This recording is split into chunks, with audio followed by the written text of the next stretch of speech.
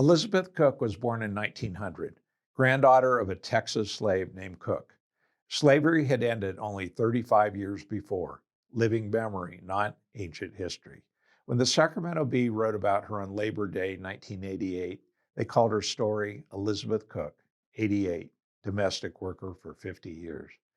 Even in a tribute, they buried her name in small print while the headline spoke only of her service. The newspaper saw a domestic worker. We knew better. Elizabeth's grandfather tried to leave after freedom came, but couldn't find work.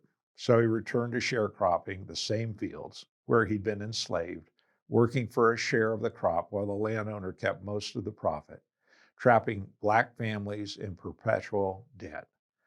Elizabeth picked cotton in those same fields as a child. I remember once, in my innocence, saying to her, it must have been nice to pick all that soft cotton. She looked at me with those patient eyes that had seen too much to be bitter, but too much to pretend it hadn't hurt.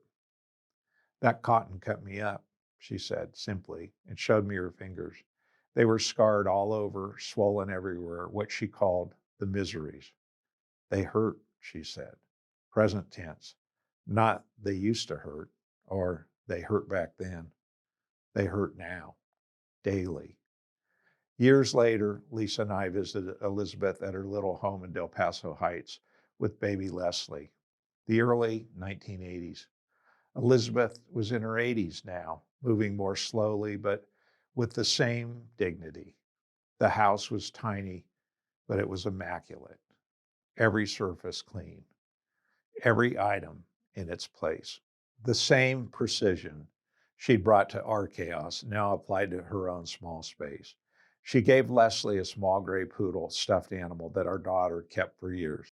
Then she brought out a quilt she'd made for us. I quilt at night, she told us, after reading my Bible. We still have that quilt. When I look at it now, I see the impossible made real. Elizabeth's damaged fingers creating perfect stitches, beauty from the miseries, warmth from wounded hands. Each square tells a story of transformation, historical trauma becoming present grace through faith and patience, and the decision to create rather than destroy. Thank you for listening, and you can get your copy of Making Room at Amazon today.